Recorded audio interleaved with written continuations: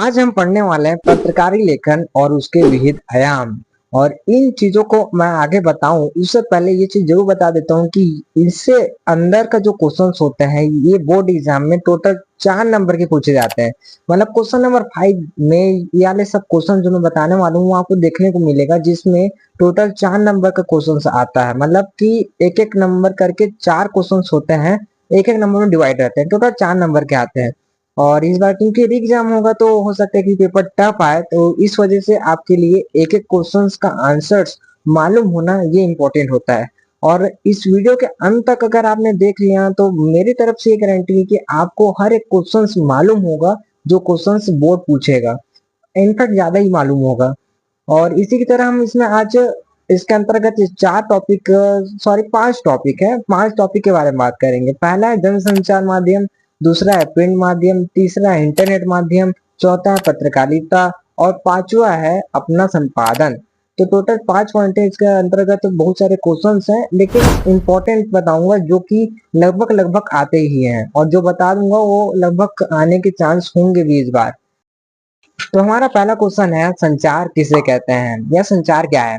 तो संचार मूल चर धातु होते हैं जिसका अर्थ होता है विचरण करना, लेकिन अगर हम हिंदी में पत्रकारिता के माध्यम से बात करें तो इसका मतलब है दो या दो से अधिक व्यक्तियों के बीच आपस में सूचनाओं का आदान प्रदान। यही सिंपल भाषा में संचार का असली डेफिनेशन है।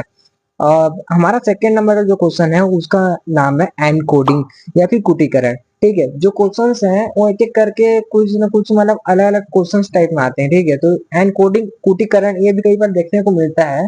अब इसका मतलब क्या है, तो हम जो संदेश को भेज रहे हैं, ठीक है, उस संदेश को भेजने के लिए जो भाषा का उपयोग कर रहे हैं या फिर शब्दों का प्रयोग कर रहे हैं, ध्वनि चित्रों का उपयोग कर रहे हैं, यही क्या है, एक तरीके से चिन्ह है, संकेत है। इसी को हम कुटीकरण एनकोडिंग कहते हैं।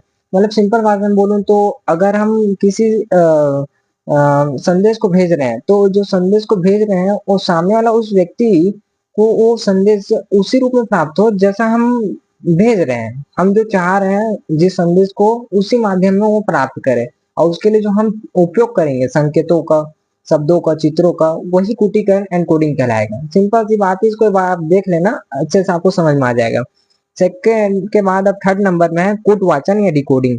ठीक है, मतलब एक तरीके से जो कूटीकरण हमने पढ़ा ना उसका उल्टी प्रक्रिया ही क्या कहलाती है, कूटवाचन कहलाती है। मैं एक बार डेफिनेशन पढ़ लेता हूँ। कूटीकरण की उल्टी प्रक्रिया कूटवाचन कहलाती है। इसके लिए आवश्यक है कि प्राप्तकर्ता भी कोड का वही अर्थ समझे जो संचारक समझता हो। मतलब जो वो जो समझ रहा है उसी को सामने वाला जब पढ़े तो वो भी वही चीज समझे जो वो भेजना चाह रहा है। सिंपल सा है, बट देख लेना इसको।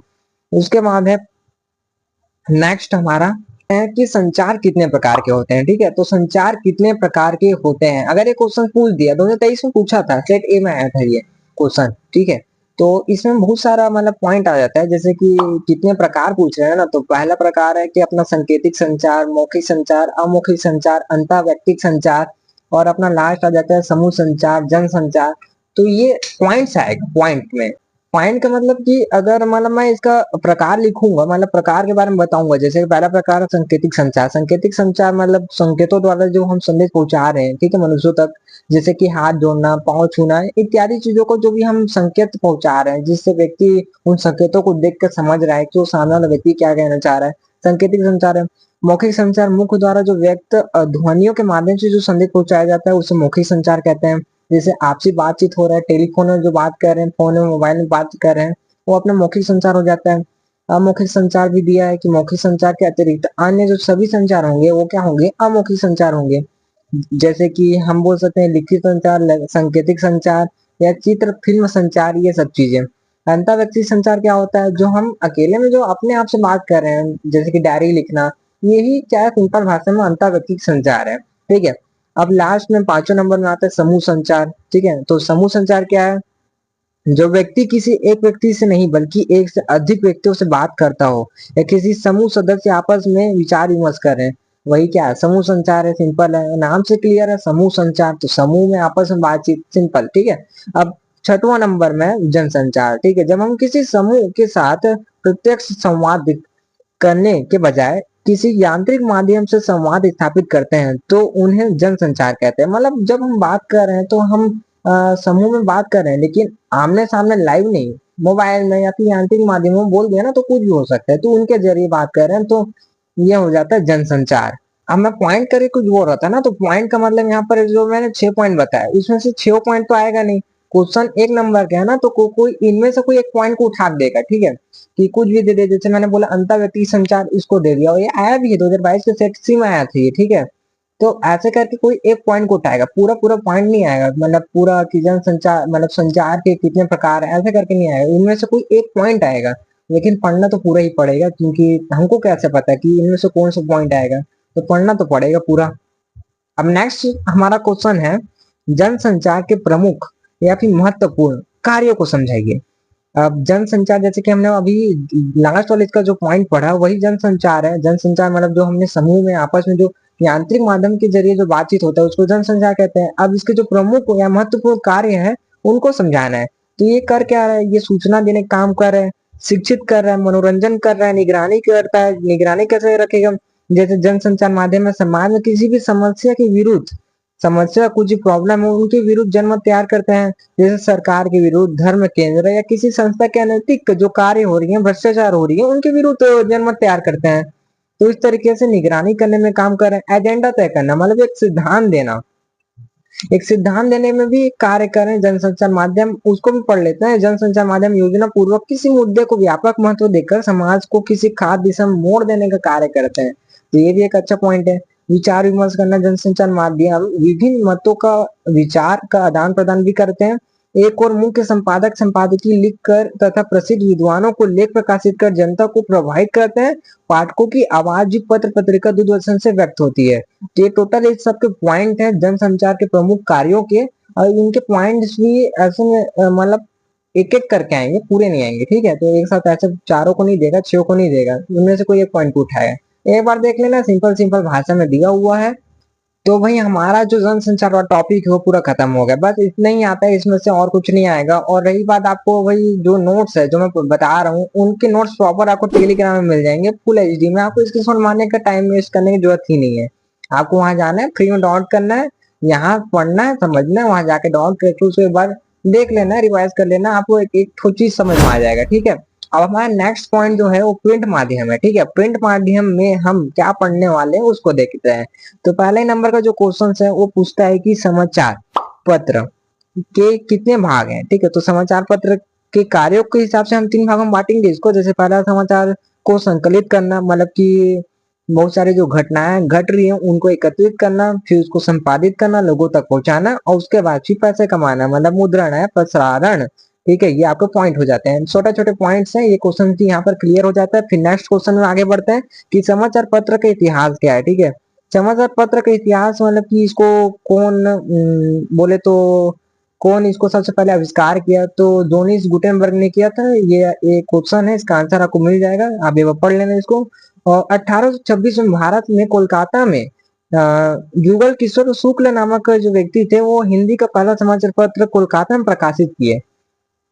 तो इसको एक बार देख लेना, हाईलाइट करके रखा हूं मैं इसको।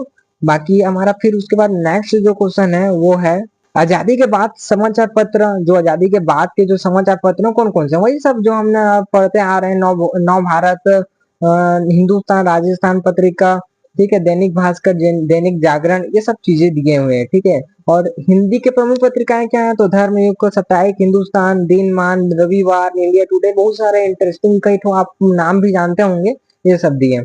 तो सब छोटे छोटे क्वेश्चन हैं कि हिंदी के प्रमुख पत्रकार कौन थे, अभी हमने पत्रिकाएं पढ़े, पत्रकार कौन है ऐसा पूछ दिया, तो बहुत सारे पत्रकार के नाम दिए हैं।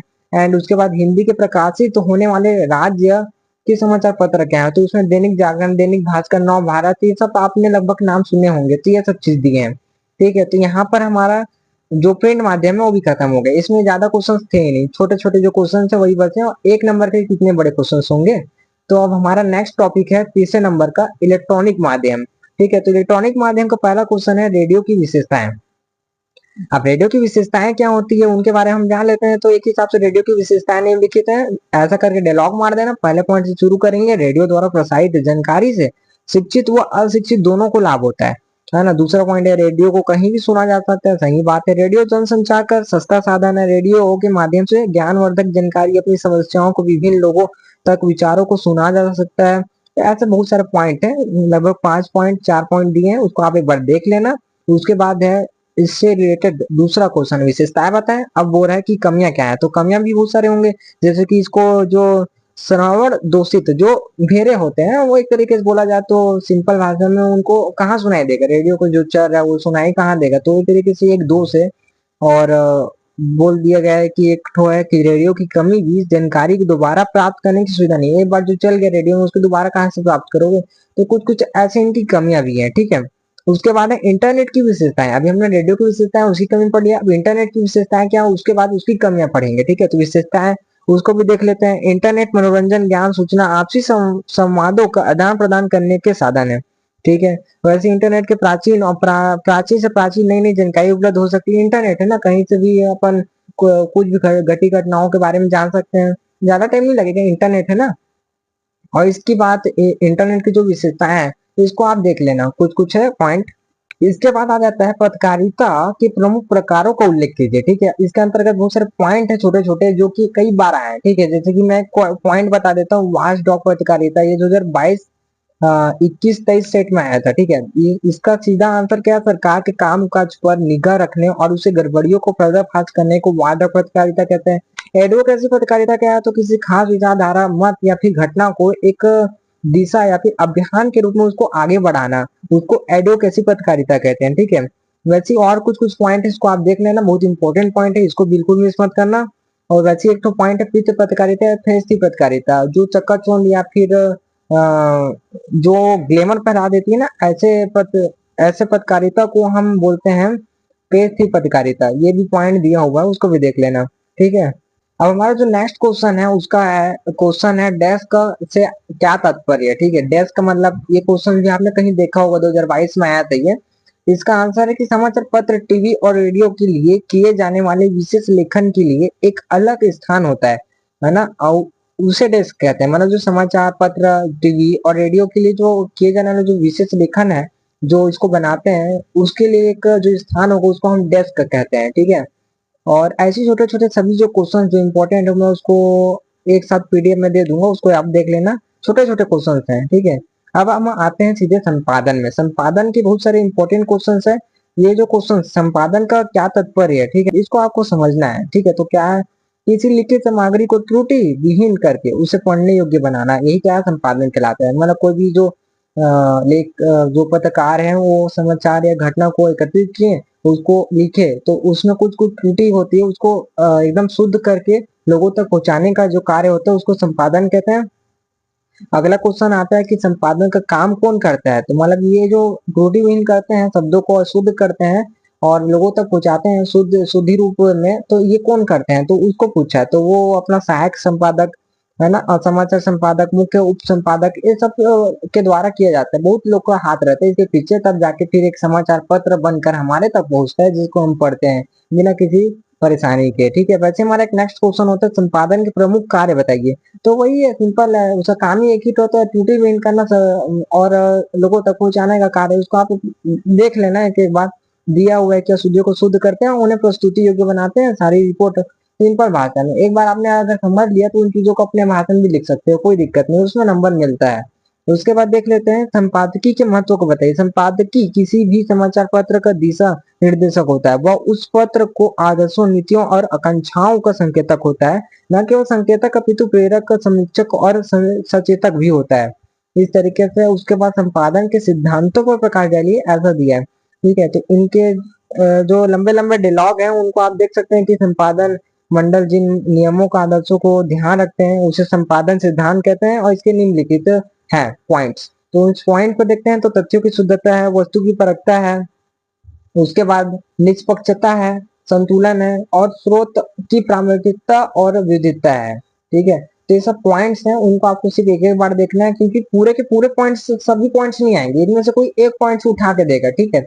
जैसे कि हमने अभी पहले पढ़ा ना कि तथ्यों की शुद्धता, वस्तु परखता, ये सभी में से कोई एक पॉइंट को पूछ दिया, ठीक है। संपादक के सिद्धांतों पर तथ्यों की शुद्धता को बताइए, ऐसे टाइप की, या फिर और भी सिक्स पॉइंट को जोड़ जोड़ के, तो एक पॉइंट्स आएंगे, सभी पॉइंट्स नहीं आएंगे इसमें का, ठीक है। और ये सभी जो क्वेश्चंस है, इसके क्वेश्चंस को आपको जो मैं बताया इसके बाद आप जो टेलीग्राम में जाके इनके सभी क्वेश्चन जो एक्स्ट्रा और जो क्वेश्चंस मैंने नहीं बताए, जो सिंपल सिंपल है, जिसको आप देख के आपको एकदम क्लियर समझ में आ जाएगा, वो सभी आपको टेलीग्राम में तो मिलेंगे। उनको आप एक बार पढ़ लिए तो आपके पास सभी जो पत्रकारिता और उसके विविध आयाम है उनके बारे में आप अच्छी तरीके से समझ जाओगे, अच्छी तरीके से उसको जान डालोगे।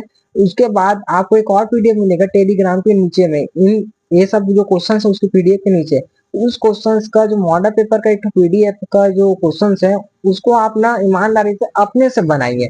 वो आपसे हर एक क्वेश्चन ऐसा लगेगा कि आपने पढ़ा है और वो आपसे बन जाएगा। अगर आपने अच्छे से पढ़ा होगा तो उन क्वेश्चंस को आप प्रैक्टिस के रूप में लेके चलिए। और इस हिसाब से अगर आपने देखा ना उसके बाद फिर पेपर 10 अप्रैल में जो होगा ना हिंदी का एग्जाम, वो कैसा भी होगा आपसे बनेगा। ठीक है, बस आपको अच्छे से पढ़ना है और इसको अच्छे से समझना है। बाकी ऐसी वीडियोस के लिए चैनल को सब्सक्राइब जरूर कर लें। बाकी मिलते हैं नेक्स्ट वीडियो में।